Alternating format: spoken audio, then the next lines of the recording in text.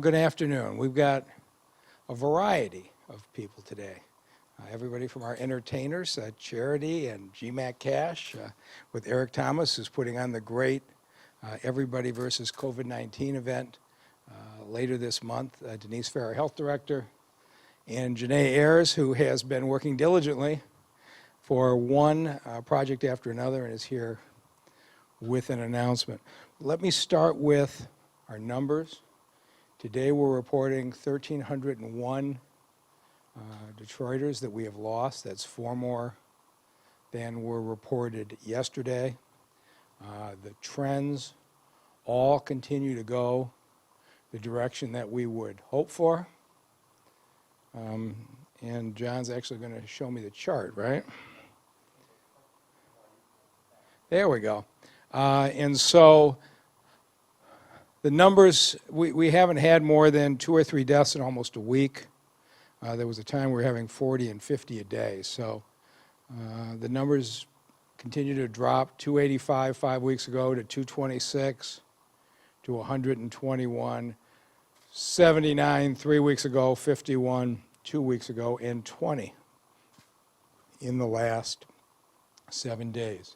Everything that you are doing in supporting us on social distancing is working in a dramatic way.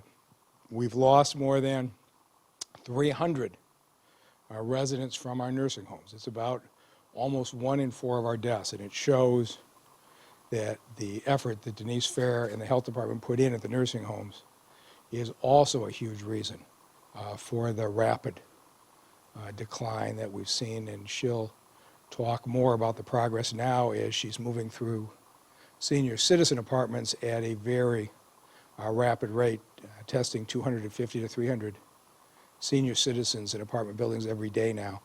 And so we're going to make sure our elders are protected. Couple things are about to change. One is this weekend, we need you to continue social distancing, but the limit of people in a gathering has been raised by the governor from 5 to 10. Even within the 10, you need to be 6 feet apart, unless it's your family members that you're living with.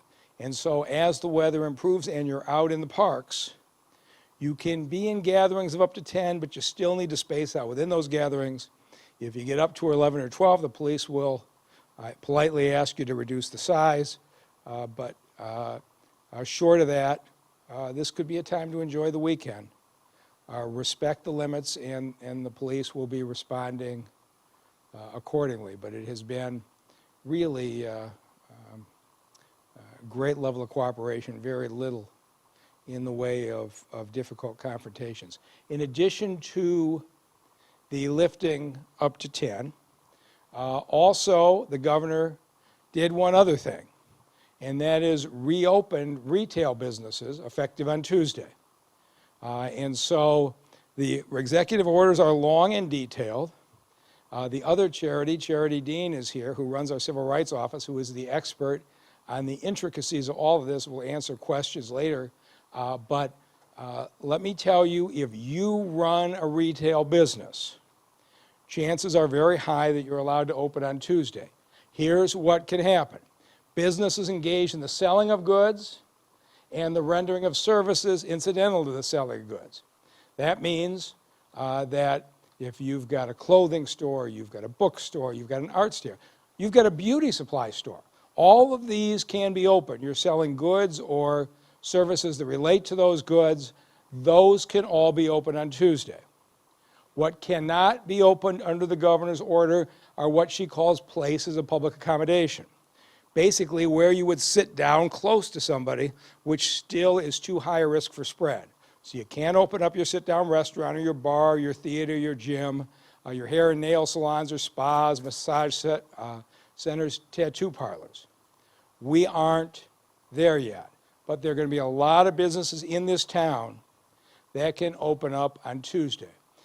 And I want to talk to you about if you're a business and you want to open. The details of the governor's executive order are online. You can read all of the details, but here's the 6 main things you need to know, the 6 things we will be looking at from the city side on enforcement. You've got to have the necessary protective equipment for your employees, basically the masks and the gloves if appropriate. Second, you got to have a sign at the entrance to your store telling your customers to require their faces. You're going to have to hold down the number of customers at your store, make sure they're 6 feet apart, have a physical barrier at the cash out register, and have an appointment process. So, if you have to get this up and running by Tuesday, what do? 1, if you need PPE, we have it available for you. DTE and Quicken and all of those groups put together a huge store of PPE at Eastern Market. If you've gone to DetroitMeansBusiness.org and registered, and 600 companies already have, you can order your PPE and schedule your time to pick it up. If you haven't registered, register today. We hadn't planned on distributing it before Tuesday, but there will be businesses that want to be open Tuesday morning. So we're going to have a special Memorial Day distribution from 9 to 12 Monday morning. A number of the city staff are going to volunteer to be there. Please only book a Monday appointment if you're open on Tuesday. Otherwise, we'd like to have some time. But if you're going to be open on Tuesday, you can pick up your PPE between 9 and 12 on Monday. So you can call the number on the website. You can call it 9 to 5, today, tomorrow, Sunday, and schedule your time. Come in, get it on Monday. You can be ready to go Tuesday morning. Your initial supply is free of charge. Over time, you're going to have to buy your own, but we wanted to help you get up and running. Second, you need a sign on your door. This is the governor's order. If you don't have a sign or you don't want to make one up or you're graphically challenged, go to DetroitMeansBusiness.org and you can print this one out and put it up on your door. That's all you got to do, but you have to show folks that they have to cover their mouths and noses when they come in. Third, you have to have occupancy limits.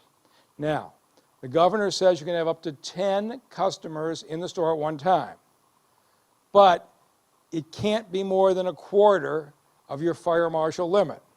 So if your store is small and the fire marshal says you can only have 28 people inside, that means you can only go up to 7 at a time. If you have a larger store, you can go up to 10 at a time, but under no circumstances, if you're in these smaller stores, can you go above 10 customers. If you got a store of more than 50,000, you're probably already open, but all those details are online. The vast majority of the ones that will open on Tuesday will be these smaller stores. You need to have 6 feet distancing inside. You have to have enough room your customers can stand 6 feet apart from each other. And if your customers are waiting in line outside, make sure you do markings on the sidewalk or the parking lot to stand 6 feet apart. We've already seen lines at some of these beauty supply stores with people standing on top of each other. We want your business to be open. We want it to stay open. But that means you have to be responsible for making sure that if you have people waiting to come in for their appointment, they're spacing 6 feet apart. If you do that, you're not going to have any problem with this at all. The governor's order says you need some kind of physical barrier at your cash register, at your checkout. If you have a plexiglass barrier, that's great. If not, a number of folks are just putting a table down in front of their cash register and just to keep the customers far enough away. And in some cases, if you got your credit card swipe machine, if you could put that out of the edge of the table. We just don't want the person behind the register having up close and personal interaction of one person after another. The same kind of thing that you're seeing at the grocery stores where the plexiglass is good, but if you're so small you can't do that, put a table in front of your register, create a little bit of a barrier. Finally, the governor's order says it has to be by appointment. And so there's scheduling apps out there which you can use. The other thing is, it doesn't say the appointment can't be on site. So it's possible you could set up an appointment process that somebody could show up at your place and say, can I have an appointment to come in? Maybe they could be outside till you text them.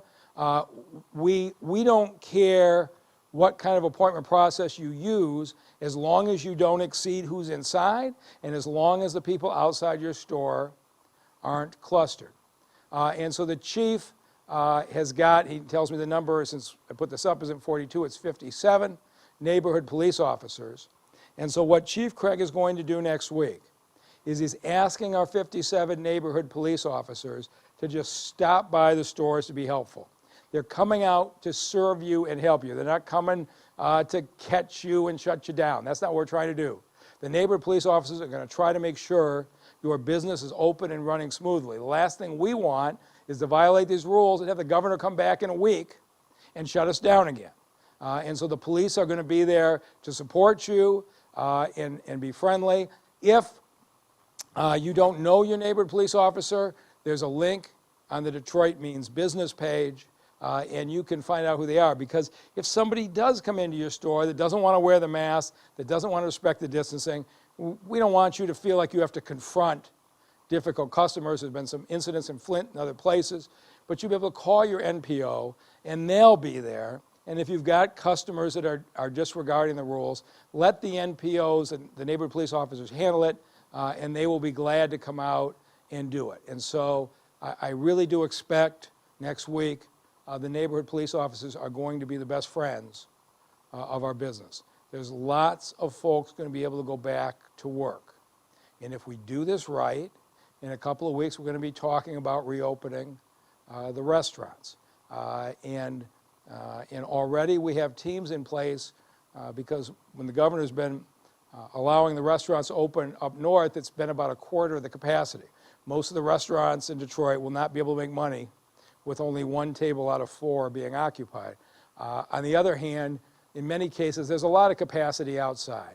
So we're looking at places where we potentially could close streets or close adjoining areas to allow our restaurateurs to potentially operate tables outside during the summer. We're going to be having those conversations in the next week or two.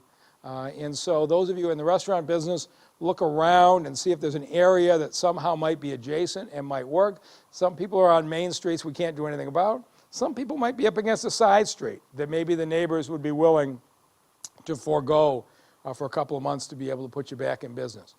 That's what we want to do. We want to open the retail businesses next week, have good compliance, keep the infection rate down, and then we'll move on to hopefully moving to restaurants and then the hair and nail salons. And I really am optimistic in the next few weeks, if we keep doing what we're doing, if we keep our numbers going the way they are going, we have a very real chance of getting these businesses and these jobs open again. All of it's possible because of what the people of this city have done. Nobody has fought harder during this time than Council Member Janae Ayers.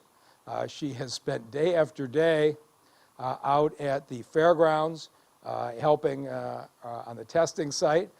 You wouldn't know it because she's under her hat and her mask and doesn't tell anybody who she is. She's just been there helping. And she's more recently been trying to get equipment. And she just succeeded in getting donations of 100 touch-free thermometers donated to the city. And with that, I'll turn it over to Councilmember Ayers to talk about today's announcement and the generosity of her partners. Great, thank you. So yeah, I go to the testing site, and I had gone by a couple firehouses just to check in on the men and women and just offer some support, morale boosting. And I was disturbed at the fact that we didn't have enough touchless thermometers.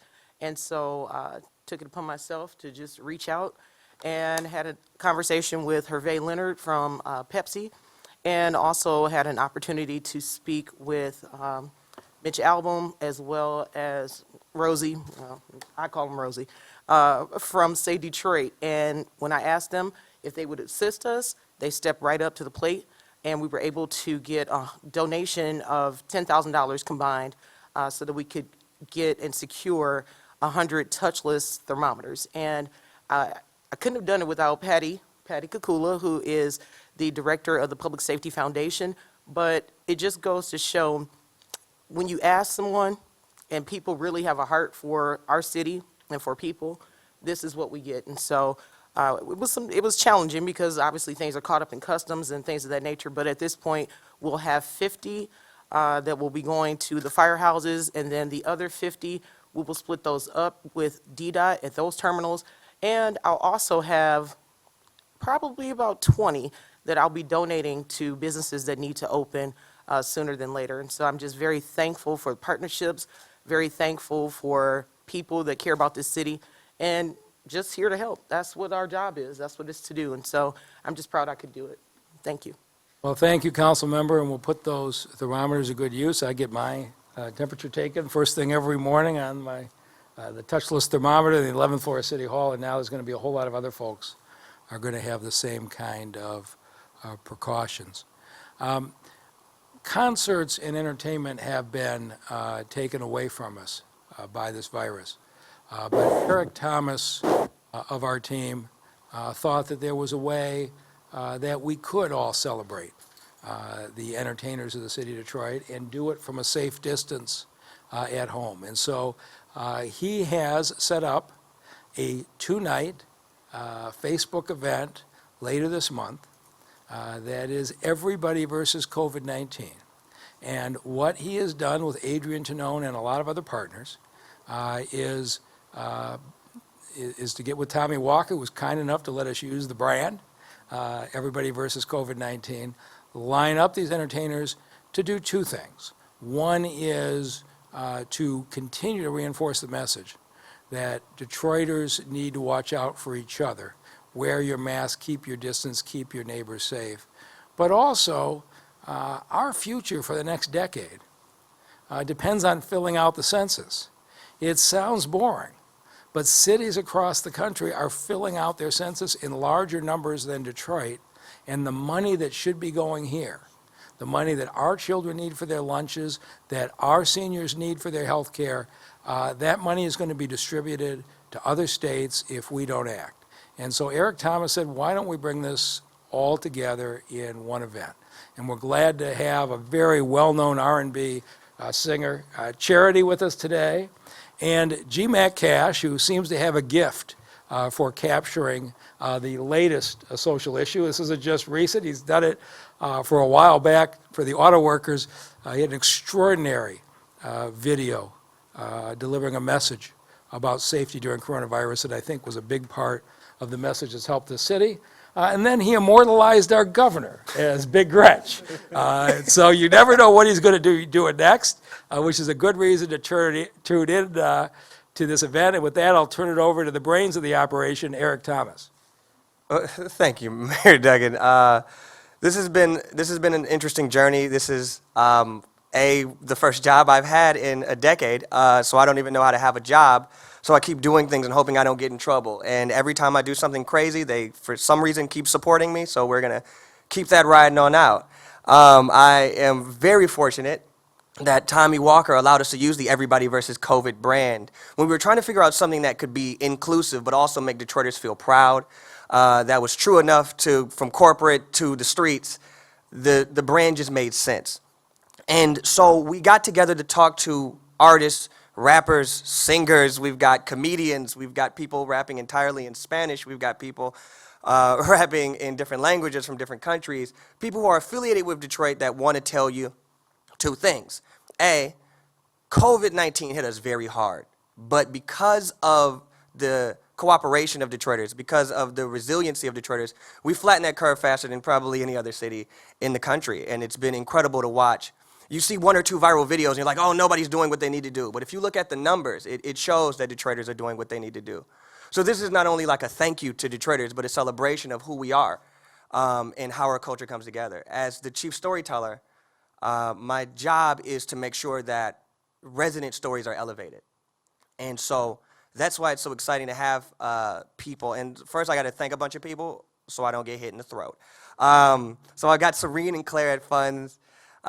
In development, I've got Adrian Tonone, who's done an incredible job lining up and finding all of these artists and talking to them and begging them for me to do this. Alexis Wiley, who keeps supporting me in city government. Rochelle Riley, who's, a champion for arts and culture. And Tommy Walker. Honestly, the cultural the cultural cachet of Everybody versus COVID-19 and Detroit versus Everybody really lends this an air of credibility that I don't think we could have done on our own. And lastly, the census for us is so important. I know it, like the mayor said, it doesn't seem like the most exciting thing, but I'll charge you with this. If you care about roads, lights, if you care about your kids, if you plan on living in Detroit for the next 10 years, no matter who the leadership is, then this affects you. we are launching a neighborhood challenge. We want to encourage everybody to make sure their neighbors are doing it. Make sure your family's doing it. And you're going to hear us talking about it a lot, and you're going to hear people you would never expect to be talking about the census talking about it. And so I'm excited to bring these two worlds together. And with that, I guess I will toss it down there to some of our favorite artists. So let's toss it to Charity, and then GMAC Cash. Thank you, Eric, and thank you, Mayor Duggan, for having me. I think about, as we're talking about this, how Nina Simone said it's an artist's responsibility to reflect the times. And so having the opportunity to reflect the times via a performance for this city of Detroit that holds such a space in my heart and in my art, it's just quite the opportunity. So I thank you for involving me in this. As artists, we tend to be impassioned, especially if you're from a city like Detroit that's dealing with some of the things that we are. We're like impassioned about erasure a lot of times. But then we can also tend to be apathetic about things like the census. So I think it's so important for not just people who are in the field of service or politicians, but artists and everyday people who are in more, functioning more creative spaces to say, no, this is important and this is a reflection of our times as Detroiters, as Black Detroiters in this Black city where we're so vulnerable for coronavirus to hit us harder or for erasure, gentrification to hit us harder. It is so important for us to use our voices to say, we will be seen, we will be heard. And the census really is the quickest thing. Like, I filled mine out. It probably is less than a 10-minute long process. I think it's more like 5. And to know that that 5 minutes translates to $5,000 for people that look like me and want to be seen and have a place in this city, that is like, it's so important. So I put an album out a couple months ago, and I've kind of been grieving how I was in this rollout moment, and then Corona kind of knocked me off my little rollout horse. So to have this opportunity to have another Detroit moment where I haven't really been having them, it's really perfect timing. So yeah, thank you all again. I look forward to sharing the songs in this space with you all in a couple weeks. Thanks, Charity. All right, how y'all going? How y'all doing today? It's definitely an honor to be here with the mayor, Eric, Denise. Me and Denise just went live about an hour ago. We did a lot of questions on COVID-19, so if you guys want to check that out, it's also on my page. And today I just want to, just thankful to be here. Honestly, just want to speak about the COVID-19 and everything that's going on. Basically, with my music, I try to, influence the younger generation to basically just stay safe and keep them informed with what's going on, like always wearing your mask and keeping your gloves on. I actually just did like a little EP about it's called Quarantine and Chill. No, it's not even called that, I'm sorry. It's called Quarantine Music. It's called Quarantine Music, and it's basically just songs describing like what's going on right now in the world with the coronavirus. And yeah, I just want to thank y'all for having me. Thank you for supporting me. Mike Duggan, it's honor to meet you. I haven't met a mayor since Kwame, and he's trending right now. Right. And You may get to meet him again. you never know with me. You might hear a song later today.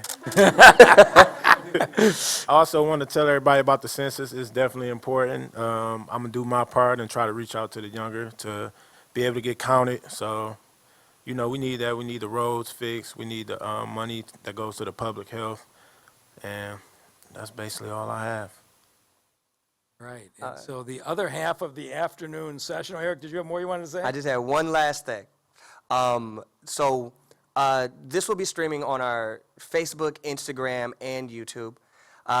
We really were thinking about how accessibility could work, and so you'll be able to watch this directly from your phone. So anybody who has a phone with internet access and a Facebook or an Instagram will be able to watch at least portions of our show, and that's been really important to us. And so people have been asking us who's going to actually be performing, so I just want to say 5 of those people we're going to be rolling out for the next week or so. So right now we've got Oba rolling. We got GMAC Cash and Charity, obviously.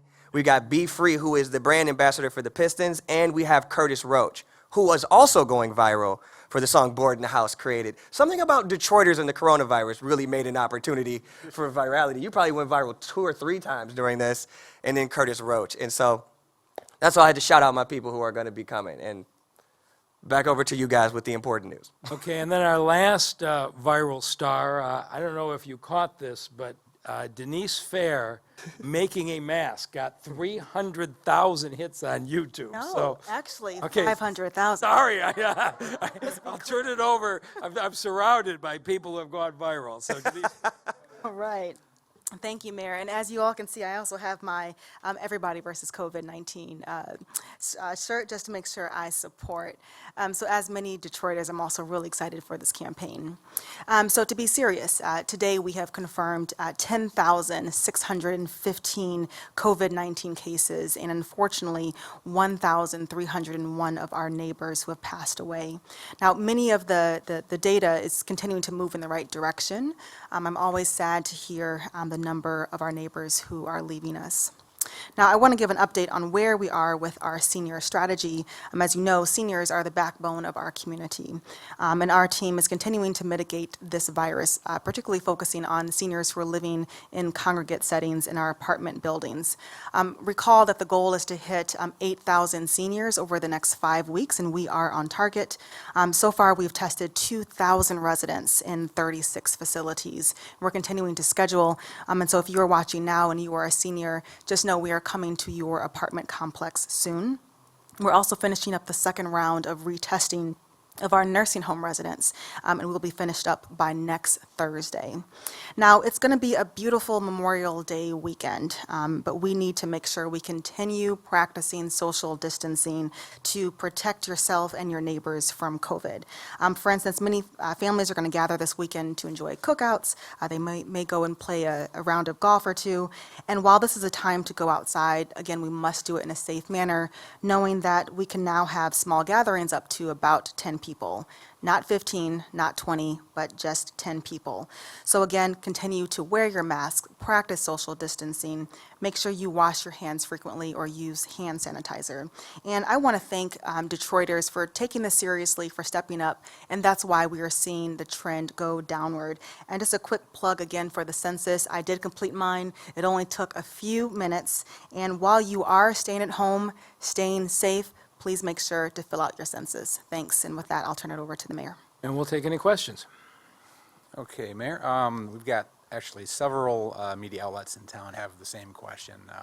The Detroit Free Press is reporting that they verified with family members of former Mayor Kilpatrick that he will be released early, and they would like to know if you've got any thoughts or comments on that. So I hadn't heard the final confirmation, but I think people who know me know that, my connection to Kwame Kilpatrick is very personal. I've known him since he was in high school. When he was teaching at Marcus Garvey and going to law school at night at DCL, he'd study in his father's office, which was next to mine, and his twins would play on the floor in my office at the county building. Is one of the most extraordinarily talented people I've ever met. I think he has a lot to contribute, and if in fact the reports are true, I'll be doing anything I can to help him get a fresh start. All right, thank you.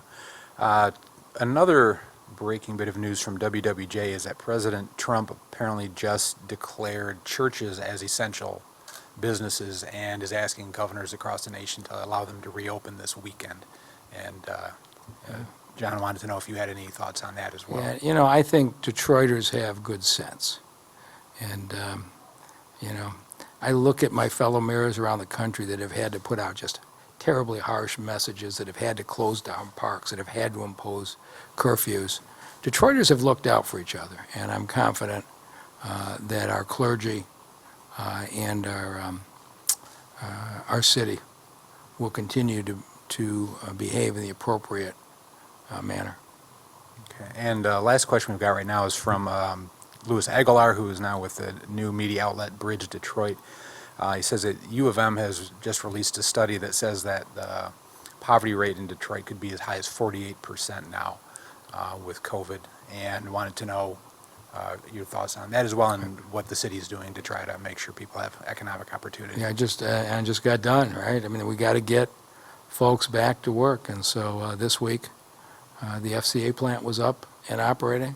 Next week we'll have more businesses up and operating, and we have a number of other announcements for jobs coming to the city. But I'm fighting for more jobs every single day. City Council's been great supporters on that, and we're going to pitch in together and dig out of this as quickly as we can without jeopardizing the health of our residents. All right, that was the last question for today. All right. Thank you all very much for being here today.